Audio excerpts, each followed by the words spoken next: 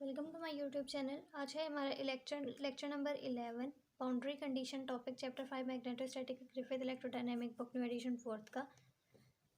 Topic से पहले हमारे पास एक डायग्राम गिवन थी। ये इलेक्ट्रोस्टैटिक में भी हमने डायग्राम देखी थी जब हमने रिलेशंस पढ़े थे, और उस पर हमने समराइज रिलेशन देखा था तीन फंडामेंटल क्वांटिटीज़ में। और तीन फंडामेंटल क्वांटिटीज़ कौन सी थी? Charge density rho, electric field E and the potential V. इसी तरह अब हमने इस डायग्राम में क्या देखना है कि मैग्नेटोस्टैटिक में इस डायग्राम में हमने रिलेशन देखना है करंट डेंसिटी जे में, द फील्ड बी में एंड द पोटेंशियल ए। और अगर हम इसमें देखें तो एक एरो वो मिसिंग है, और वो मिसिंग क्यों है? जिसमें हमने a equation for A in term of B लिखनी है, वो हमारे पास मिसिंग है। वो इसलिए क्योंकि अभी भी ऐसे फार्मूला हमारे पास डेवलप नहीं हुआ, लेकिन अभी भी उसकी एक फार्मूला की हमारे पास नीड है।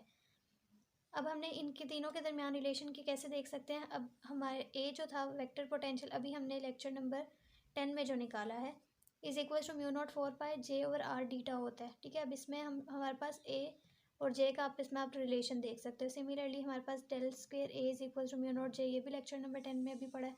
वेक्टर पोटेंशियल बोलते हैं ए को। इसी तरह बी और जे के दरमियान क्या रिलेशन है? Del cross B is equal to mu naught J, that is curl of the magnetic field, और divergence of magnetic field is zero. इसी तरह मैग्नेटिक फील्ड जो होती है वो इक्वल होती है। इसमें भी जे का रिलेशन आ रहा है। ए और बी का रिलेशन क्या है? B is equals to del cross A और del dot A is equals to zero, और एक जो है रिलेशन मिसिंग है।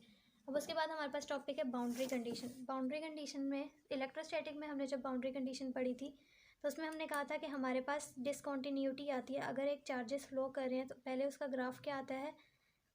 ऐसे। लेकिन जैसे ही चार्जेस तो फ्लो करें, हम उनके दरमियान फ्लो ऑफ चार्जेस के दरमियान एक शीट रख देते हैं तो उनके में क्या आ जाती है? डिसकॉन्टीन्यूटी आ जाती है। जब हम ग्राफ में प्लॉट करते हैं तो हमारे पास ग्राफ हमें इस तरह से कुछ मिलता है, डिसकॉन्टीन्यूटी आ जाती है। सेम इसी तरह फिर हमने कहा था कि हमारे पास दो पॉइंट चार्जेस हैं, ये पॉइंट और ये पॉइंट, और ये दोनों क्या हैं? बहुत ज़्यादा क्लोज हैं। अब इतने बहुत ज़्यादा क्लोज हैं कि इतने इतने हैं, तो डायग्राम सही नहीं बनेगी अगर मैं इतने बनाऊँगी तो। अभी इनकी इलेक्ट्रिक फील्ड लाइंस हैं ये, ठीक है, ये इसकी इलेक्ट्रिक फील्ड है और ये इसकी इलेक्ट्रिक फील्ड की डायरेक्शन है। अब हमने इलेक्ट्रिक फील्ड की क्या कर रहे थे? बाउंड्री कंडीशन पढ़ रहे थे, तो हमने इसको दो कंपोनेंट्स में डिवाइड कर लिया, एक ये कंपोनेंट और एक ये कंपोनेंट। ये कंपोनेंट क्या है? पैरेलल, और जो ये कंपोनेंट है वो क्या है? परपेंडिकुलर। इलेक्ट्रोस्टैटिक में we talk about charges discontinuity at surface charge. हमें डिसकॉन्टीन्यूटी मिलती है सरफेस चार्ज में। हमने क्या पढ़ा था कि हमारे पास एक क्या है? सरफेस चार्ज सिग्मा है। अगर इसमें चार्जेस जब मूव करते हैं तो उनके मूवमेंट की वजह से उनमें कितनी डिसकॉन्टीन्यूटी इलेक्ट्रिक फील्ड में आती है, ये चीज़ हमने पढ़ी थी। और जिसकी हमने फाइंड करनी होती है उसको हम कंपोनेंट्स में डिवाइड कर देते हैं। जैसे ई को हमने दो कंपोनेंट्स में डिवाइड कर लिया, E parallel plus E perpendicular. अब ये चीज़ हम प्रूफ की थी हमने जब डिसकॉन्टीन्यूटी पढ़ी थी। उसमें हमने देखा था कि हमारे पास perpendicular component above minus perpendicular component below वाले का is equal to sigma over epsilon naught, जबकि पैरेलल वाले कंपोनेंट क्या थे? ज़ीरो आ गए थे। अगर ये ज़ीरो नहीं आया था इसका मतलब इसमें डिसकॉन्टीन्यूटी आई थी, ये डिसकॉन्टीन्यूस था। इसमें ये हमारे पास क्या? पैरेलल कंपोनेंट हमारे पास कॉन्टीन्यूस है। सेम इसी तरह अब हमने देखना है कि मैग्नेटोस्टैटिक में मैग्नेटिक फील्ड की मूवमेंट से, अगर ये मैग्नेटिक फील्ड है तो इस मैग्नेटिक फील्ड, जब ये मैग्नेटिक फील्ड इस सरफेस को क्रॉस करेगी तो इसमें कितनी डिसकॉन्टीन्यूटी आती है। सेम इसी तरह जब यहाँ पे हमने इलेक्ट्रिक फील्ड में डिसकॉन्टीन्यूटी पढ़ी थी, सेम इसी तरह अब हमने मैग्नेटिक फील्ड में डिसकॉन्टीन्यूटी पढ़नी है। अब ये हमारे पास क्या है? सरफेस। सेम उसी तरह हमने सरफेस बना ली, जिसकी सरफेस है तो उसकी चार्ज, उसकी वॉल्यूम, करंट डेंसिटी क्या होगी? के। इसमें हम बात करते हैं करंट की, इसमें हमने चार्जेस की बात की थी ना, इसलिए सिग्मा डेंसिटी, इसमें current density, we talk about current. Magnetic field इसमें डिसकॉन्टीन्यूटी करती है सरफेस करंट पे। ओके, ये दो पॉइंट्स हमने ले लिए। ये वाला जो है ये क्या है? बिलो वाला, और जो ये वाला है ये क्या है? अबव। अब मैग्नेटिक फील्ड है तो उसको हमने क्या कर लिया? दो कंपोनेंट्स में, एक इसका क्या है? पैरेलल कंपोनेंट, और एक उसका क्या है? Perpendicular component. अब हम बात कर रहे हैं परपेंडिकुलर कंपोनेंट की। सबसे पहले हम ये पढ़ लेते हैं। Let consider we have a surface current density, the magnetic field change on crossing this surface. ठीक है, जैसे ही मैग्नेटिक फील्ड चेंज हो जाएगी, जैसे इस सरफेस को क्रॉस करेगी, वही हमने चेंज देखना है कि कितनी उसमें डिसकॉन्टीन्यूटी आती है। Let B have two components, one is parallel to the surface and other is perpendicular. अब boundary condition for perpendicular component, जब भी हम परपेंडिकुलर कंपोनेंट की बात करेंगे तो हम डाइवर्जेंस वेक्टर यूज़ करेंगे. डाइवर्जेंस क्या होता है मैग्नेटिक फील्ड का? Zero. Del dot B is equals to zero. Okay, अभी हमने कहा कि परपेंडिकुलर कंपोनेंट क्या है, ये वाला, तो हमने इसलिए ये वाला ले लिए इसके. तो अब इस डाइवर्जेंस का अगर हम वॉल्यूम इंटीग्रल लें तो इसके इक्वल हो जाएगा इंटीग्रेशन साथ में d tau is equals to zero, volume integral. अब हमने वॉल्यूम इंटीग्रल लिया है, अब हमने वॉल्यूम से चेंज करना है वॉल्यूम इंटीग्रल को सरफेस इंटीग्रल में. तो उसके लिए हमारे पास क्या होता है? डाइवर्जेंस थ्योरम होता है. डाइवर्जेंस थ्योरम अप्लाई करेंगे, हमारे पास B dot d A is equals to closed integral zero.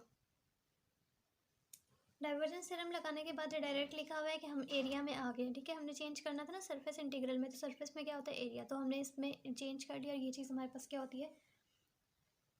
वैसे बता रही हूँ कि ये चीज़ हमारे पास zero is equals to zero लेते हैं. अब आगे देखेंगे तो पता लग जाएगा. अब हमने क्या ले लिया? एक सरफेस जो हमारे पास थी करंट डेंसिटी, उसके ऊपर हमने एक गॉसियन सरफेस ले ली. गॉसियन सरफेस हमारे पास क्या होती है? एक बहुत थिन पिल बॉक्स है. अब उसके साइड्स होंगी और उसके साइड्स को नेम दे दिया, ऊपर वाली 1, नीचे वाली 2, साइड्स वाली को आप लोग खुद नेम दे दीजिएगा.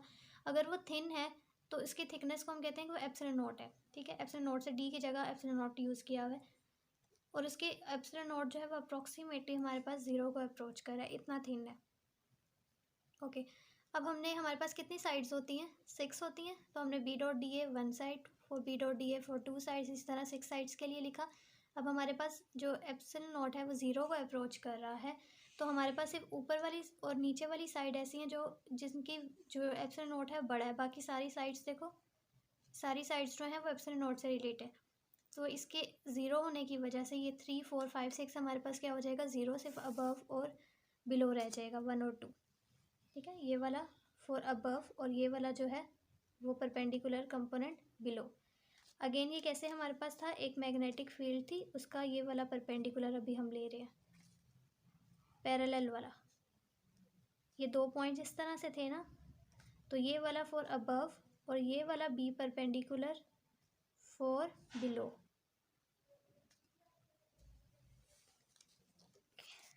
इलेक्ट्रिक फील्ड में हमने जब हमने कैलकुलेट की थी डिसकॉन्टीन्यूटी, हमने ये चीज़ें बहुत डिटेल में की थी, तो इसलिए अब इस वाले में हम डिटेल में नहीं कर रहे.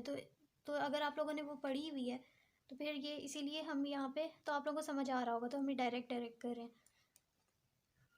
कि अब हमारे पास क्या है? ये ज़ीरो हो जाता है, ये 2 रह गए. अब बी क्या होता है? कांस्टेंट है, बाहर ले लिया, अंदर रह गया ए. ठीक है, तो बी ए इसको इंटीग्रेट करेंगे तो ए आ जाएगा, ए से कैंसिल हो जाएगा, इज इक्वल्स टू ज़ीरो. अब इसको ज़ीरो क्यों किया है? क्योंकि अभी बताया था कि बी डॉट डी ए क्या होता है? Close surface. क्लोज का मतलब क्या है? कि अब इस पॉइंट से चले, इस पॉइंट पे अगेन दोबारा आ गए, तो हम इसको बी डॉट डी ए को ज़ीरो ही लेंगे ना. ठीक है, जिस पॉइंट पे गए उसी पॉइंट पे आ गए, इसलिए हमने ज़ीरो लिया. क्लोज के लिए ज़ीरो लेते हैं. अब हमारे पास अगर ये इक्वल आ गया तो इसमें डिसकॉन्टीन्यूटी नहीं है, ये क्या है? कॉन्टीन्यूस. इसका परपेंडिकुलर कंपोनेंट हमारे पास क्या है? कॉन्टीन्यूस आया है. जबकि इलेक्ट्रिक फील्ड में अगर हम देखें तो इसका परपेंडिकुलर कंपोनेंट क्या था? ज़ीरो नहीं था, उसमें डिसकॉन्टीन्यूटी थी. जबकि इसका परपेंडिकुलर कंपोनेंट क्या है? इसमें कॉन्टीन्यूटी आती है.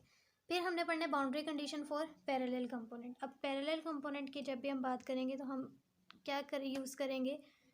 कर्ल्ड वाला. अब हमने कर्ल्ड वाला, curl of magnetic field is equal to mu naught J. अब इसको भी क्या कर देंगे? सरफेस इंटीग्रल से. उसके ऊपर क्या लिया था? Volume integral. और पैरेलल के लिए हम क्या लेंगे? Surface integral. तो हमने यहाँ पे क्या ले लिया? सरफेस इंटीग्रल ले लिया. ओके, जे की वैल्यू पुट कर दी. जे की वैल्यू हमारे पास क्या होती है? आई की वैल्यू क्या होती है?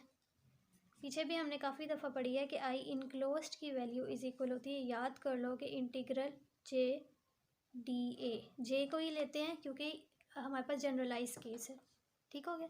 जे डॉट डी ए वैल्यू पुट कर दी. अब स्टोक्स थ्योरम क्यों अप्लाई किया? क्योंकि हमने एरिया को लाइन में चेंज करना है. तो हमने जब स्टोक्स थ्योरम अप्लाई किया तो हमारे पास ये इसके इक्वल आ गया. अगर किसी को समझ ना आई हो तो ये इस तरह से हुआ है.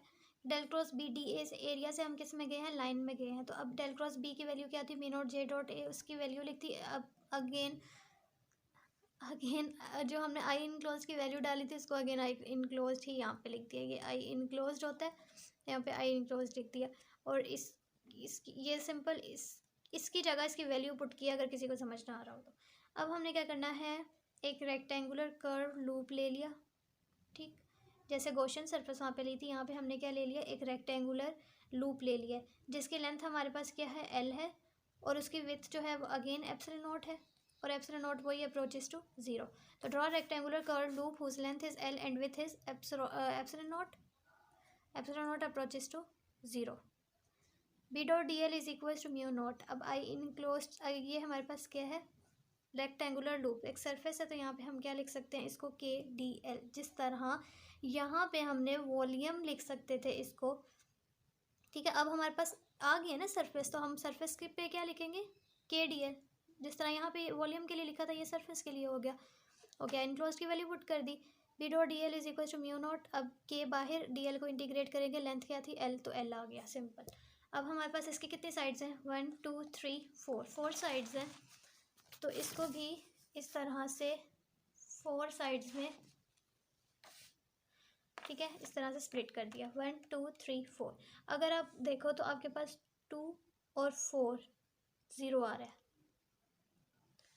अब इसमें कैसे हुआ कि अब हमने यहाँ पे क्या किया था, ये हमारे पास सेम वही है डायग्राम है। अब इसमें लूप ली थी, लूप में हमारे पास करंट किस तरह से फ्लो कर रहा है, इस तरह से फ्लो कर रहा है। ये साइड्स हैं इसकी 1 2 3 4, नेम दे दी, इसकी लेंथ हमने कहा था एल है। अब बात किसकी कर रहे हैं, परपेंडिकुलर पैरेलल कंपोनेंट की। तो पैरेलल कंपोनेंट किस तरफ होता है, इस तरह, ठीक है। अभी हमने कहा था पैरेलल कंपोनेंट नीचे होता है ना, परपेंडिकुलर वाला ऊपर होता है। अभी हम पैरेलल कंपोनेंट की बात कर रहे हैं।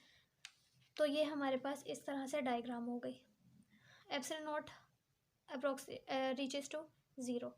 अब 2 और 4 हमारे पास क्या हुआ है, मीन्स के ये और ये वाली साइड क्या हुई है, ज़ीरो हुई है।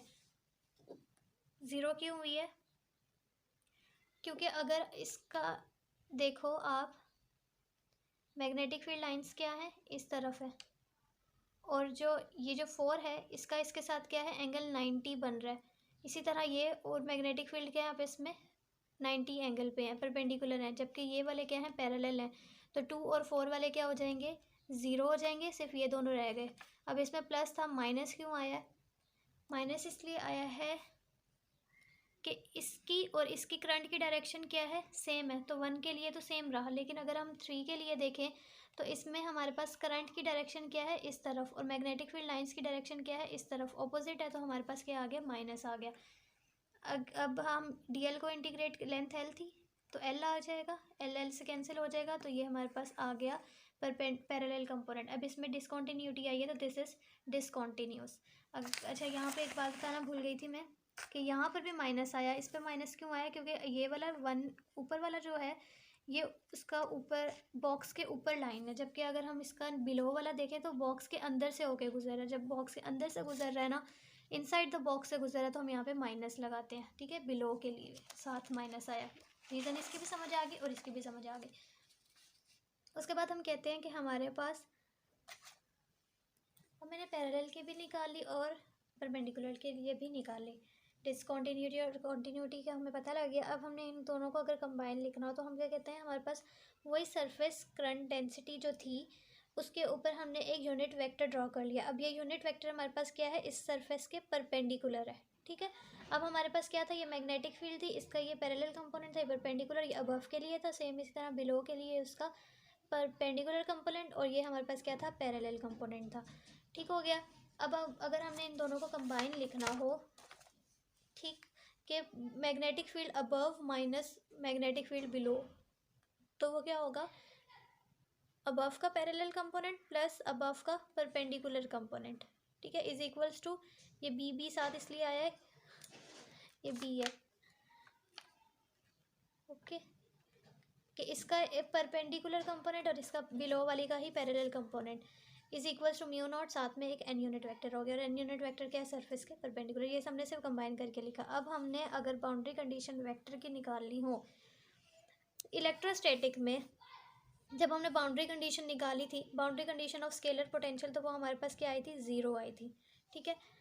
इसी तरह अगर हम बाउंड्री कंडीशन निकालें वेक्टर पोटेंशियल की, तो वो भी ए अबव माइनस ए बिलो क्या आएगा, ज़ीरो आएगा। अगर ज़ीरो आता है इसका मतलब कि वेक्टर पोटेंशियल हमारे पास कॉन्टीन्यूस है, A above is equals to A below. लेकिन जब हम डेरिवेटिव लेते हैं ना, तो वो कॉन्टीन्यूस नहीं शो कराता, ठीक है, उसमें हमारे पास कॉन्टीन्यूटी आती है।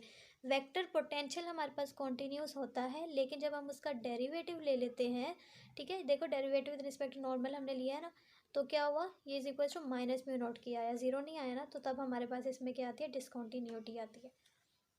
तो I hope you understand this lecture. Thank you so much for watching. अल्लाह हाफिज़।